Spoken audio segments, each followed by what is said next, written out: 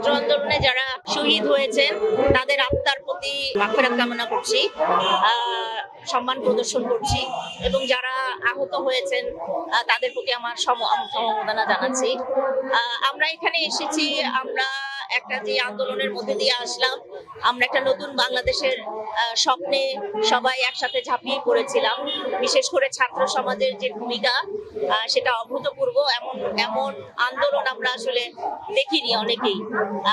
তো তাদেরকে আমরা স্যালুট জানাই এবং তারা যে স্বপ্ন দেখছেন নতুন বাংলাদেশের, সেই বাংলাদেশের নতুন বাংলাদেশে সবাই আছে।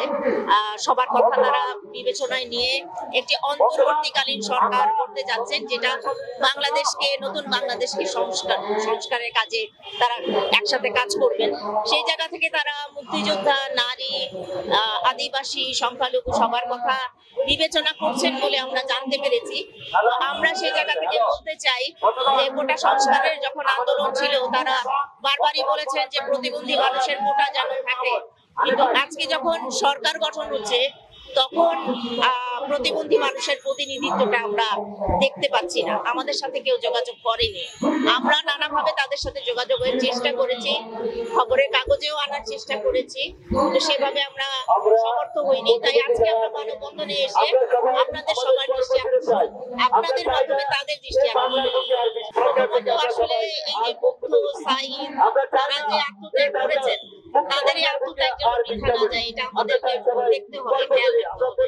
তাদের ফ্যামিলির যে সাপোর্ট দরকার এবং তাদের যে সম্মাননা দরকার, দেয়া দরকার, তাদের যে বীরের সম্মান দেয়া দরকার, সেটাই আমি আশা করব যে এই দেশ তাদেরকে দেবে এবং তাদের পাশে তাদের যে সহযোগিতা দরকার, যেভাবে হোক সেটা আজীবন যেন তারা পান, সেটা তাদেরকে আমরা করতে বলবো। এবং পাশাপাশি যারা চিকিৎসা নিচ্ছেন, যাদের চিকিৎসা প্রয়োজন, আজকে যারা আহত, তাদেরকে আমরা বলবো যে তাদের চিকিৎসাটা ঠিকভাবে হয়। তারা আমরা যখন আন্দোলন হয়েছে, আন্দোলনের প্রতিটা মুহূর্ত সাথে ছিলাম, যদিও আমি মাঠে আসতে পারিনি, আমি সাথে ছিলাম। আমি অনলাইনে মনে হয় যেন প্রত্যেকটা মুহূর্ত আমি দেখেছি এবং অনেক সময় একা একা কেঁদেছি।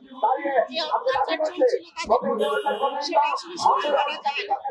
আমরা দেখেছি নির্বিচারে কিভাবে তাদেরকে গুলি করা হয়েছে, ধরে নিয়ে যাওয়া হয়েছে, অত্যাচার করা হয়েছে, কিন্তু তারপরও তারা দমে যায়নি। তারপরও তাদের যে চাওয়াটা, সেটা যে পূরণ হয়েছে, প্রাথমিকভাবে পূরণ হয়েছে, যুদ্ধ এখনো শেষ হয়নি, সেটা অনুভূতি আসলে ভাষায় প্রকাশ করা যায়। সর্বস্তরের জনগণকে নিয়ে পালন করতে চাই এবং আমরা যে কারণে এই আন্দোলনটা করেছি, আগামী বছর যখন আমরা এই দিনটাকে পালন করব, তখন আমরা আফসোস করবো না। আশা করি যে ছাত্র সমাজ তারা যে কারণে এত আত্মত্যাগ করেছেন, তারা আফসোস করবেন না যে কেন আমরা আন্দোলন করেছিলাম। সেই পর্যায়ে যেন আমরা করতে পারি, সবাইকে নিয়ে যেন আমরা আজকে যে ফিলিংসটা, সেই ফিলিংস নিয়ে আমরা যেন উদযাপন করতে পারি।